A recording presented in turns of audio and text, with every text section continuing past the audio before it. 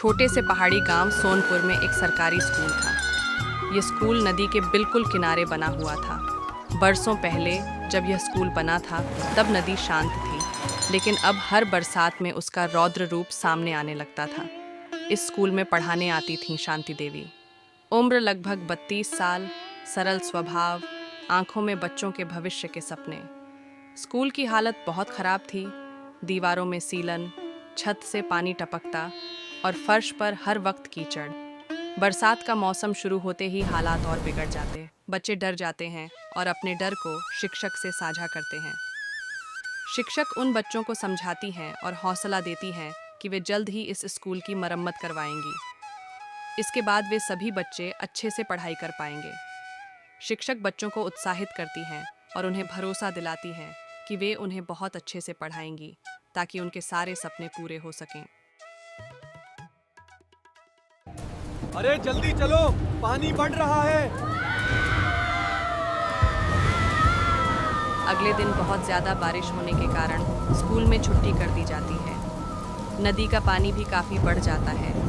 गांव के लोग यह देखकर हैरान हो जाते हैं और परेशानी का सामना करते हैं। बढ़ता हुआ पानी पूरे स्कूल को तबाह कर देता है। अगले दिन जब शिक्षिका आकर स्कूल को देखती हैं तो उनकी आंखें भर आती हैं। ये क्या हो गया मेरे स्कूल को? बच्चे यहाँ कैसे पढ़ेंगे? स्कूल के तबाह हो जाने से शिक्षिका के कई सपने टूट जाते हैं। उसने जो जो सोचा था और जो भी ख्वाब बुने थे, सब उसे एक एक करके याद आने लगते हैं। एक पल के लिए तो उसका हौसला भी पूरी तरह टूट जाता है।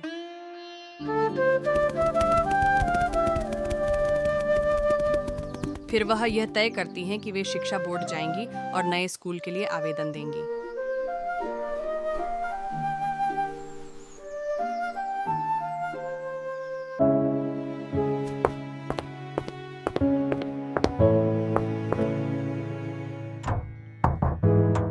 जी बताइए, क्या समस्या है? मैं आपकी क्या मदद कर सकता हूँ? मैं सोनपुर गांव के नए स्कूल के लिए आवेदन देने आई हूँ। हमारा स्कूल पूरी तरह से तबाह हो चुका है। वह उस अफसर को अपनी सारी समस्याएं बताती है। वह अफसर भी पूरे ध्यान से उनकी बात सुनता है और कहता है, मैं आपकी आवेदन अपने पास रख लेता हूँ, बाकी आप कल आना। अगले दिन वह फिर वहाँ जाती हैं। तब वह अफसर उनसे कहता है, आप फिर से आवेदन लिख कर दे दीजिए, मैं भेजना भूल गया था। इस तरह वह अफसर रोज कोई न कोई बहाना बनाकर उनसे दोबारा आवेदन लिखवाता रहता है। असल में वह रिश्वत की तलाश में था। 4-5 दिनों तक वह उन्हें इसी तरह परेशान करता रहा। यह सब सहते सहते वह अध्यापिका भड़क उठती हैं। आप मुझे क्यों परेशान कर रहे हैं? मेरी बात क्यों नहीं सुन रहे हैं? तभी वह अफसर उन पर जोर जोर से चिल्लाने लगता है। मैं क्या करूं? रूल्स के हिसाब से ही होगा सब कुछ। शिक्षिका रोती हुई वहां से चली जाती है और स्कूल के पास जाकर बैठ जाती है, जो अब खंडहर बन चुका था।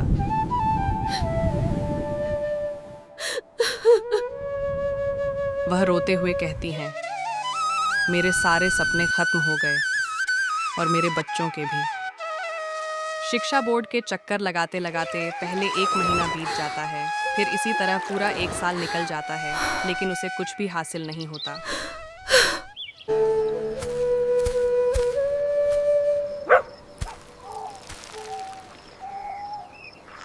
यह गम शिक्षिका को बहुत सताने लगा। एक नई सुबह वह यह तय करती हैं कि अब वे बच्चों को खुले आसमान के नीचे पढ़ाएंगी। बच्चों, तुम्हें कैसा लग रहा है? हम अब खुले आसमान के नीचे पढ़ाई करेंगे। मैं तुम्हारा भविष्य खतरे में नहीं आने दूंगी। तो बच्चों, समझ आया कि पेड़ों की देखभाल क्यों जरूरी है? हाँ टीचर, समझ आ गया। बच्चों, आज से यही हमारी पाठशाला है। फिर अचानक तेज हवा चलने लगती है, जिससे बच्चों की किताबें उड़ने लगती हैं और ब्लैक बोर्ड भी गिरने लगता है। उनके लिए एक नई मुसीबत खड़ी हो जाती है।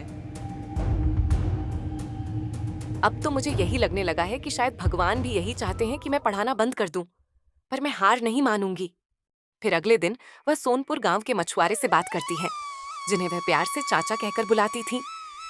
वह उन्हें अपनी पूरी कहानी बताती हैं और कहती हैं, चाचा, गांव में कई पुरानी नावें पड़ी हुई हैं।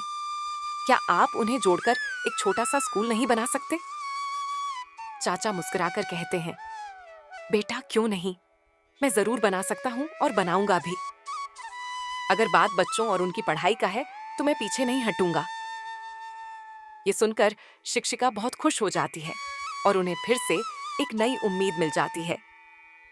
चाचा, पक्का आप ये काम कर दोगे ना? वैसे तो मुझे आप पर पूरा भरोसा है, आप ये जरूर कर देंगे। अरे बिटिया, तुम बेफिक्र हो जाओ, मुझ पर छोड़ दो सब कुछ, मैं सब अच्छे से बना दूंगा।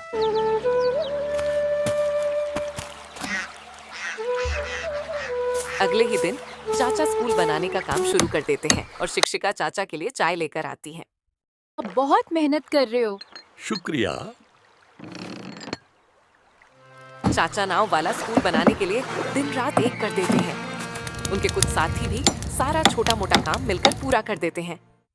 तभी अचानक मौसम में बदलाव आ जाता है और नदी में तूफान उठ खड़ा होता है। हमारी नाव दूर जा रही है। तेज लहरों के कारण नाव किनारे से दूर जाने लगती है।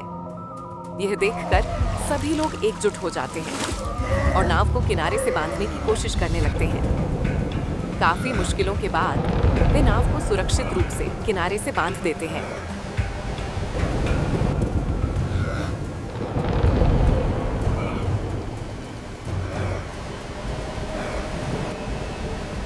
बहुत जोर लगाना पड़ा। हाँ, लेकिन नाव बच गई। एक बच्चा दौड़ता हुआ आकर शिक्षिका को बताता है कि तूफान के कारण नाव इधर उधर जा रही है और उनका नाव स्कूल खतरे में है। ये सुनकर शिक्षिका घबरा जाती है और नदी की ओर दौड़ पड़ती है। जब वह वहां पहुंचकर देखती है तो नाव सुरक्षित होती है। क्या हुआ हमारे नाव स्कूल को? घबराओ मत, सब ठीक है बेटी। ये देखकर शिक्षिका की जान में जान आती है। वह गहरी सांस लेती है और भगवान का धन्यवाद करती है। शिक्षिका कहती है, अगर स्कूल तैयार है तो इसे किनारे से अच्छी तरह बांध दीजिए ताकि मैं कल से पढ़ाना शुरू कर सकूं। फिक्र मत करो, कल तुम्हें तैयार मिलेगा।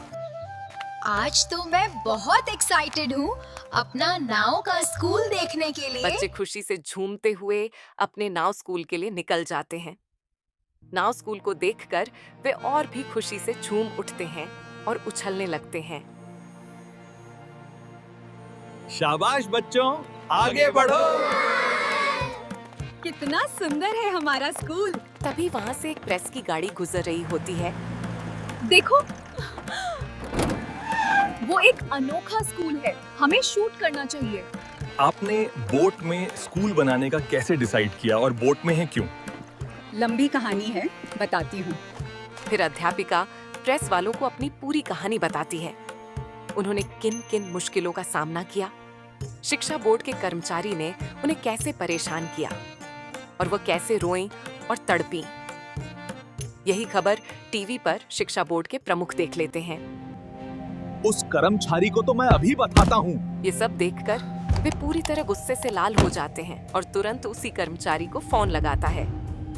तुमने हमारे बोर्ड का नाम खराब कर दिया। वह पूरे गुस्से में चिल्लाता है, तुमने सोनपुर गांव के स्कूल की आवेदन मेरे तक क्यों नहीं पहुंचाई? तुम्हारी रिश्वत लेने की खबर मेरे तक पहुंच चुकी है।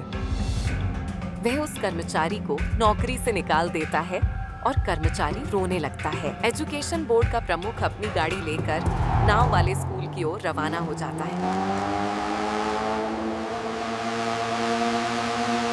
आप क्या कदम उठा रहे हैं?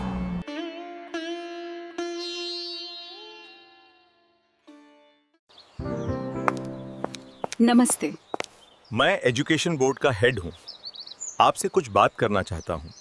मैं अपने वर्कर की वजह से आपसे हाथ जोड़कर माफी मांगता हूँ। हमने उसे जॉब से निकाल दिया है। ये तो बहुत अच्छी खबर है। मैं आपके गांव के बच्चों के लिए बड़ा स्कूल बनवाने का ऐलान करने आया हूँ। जल्दी है काम शुरू हो जाएगा।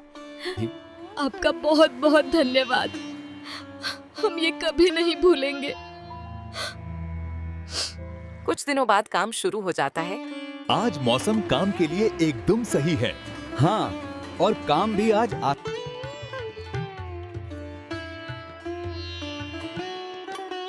और कुछ ही महीनों में स्कूल खड़ा हो जाता है। और यूं दिन रात की मेहनत के बाद हमारा स्कूल पूरी तरह से तैयार हो गया है।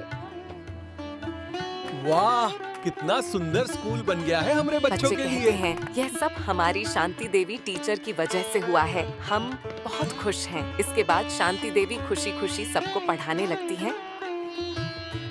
देखो कितना मजेदार है ये हिसाब। और समझ आया। जी टीचर। वाह, बहुत मजा आ रहा है। इस तरह शांति देवी की मेहनत रंग लाई।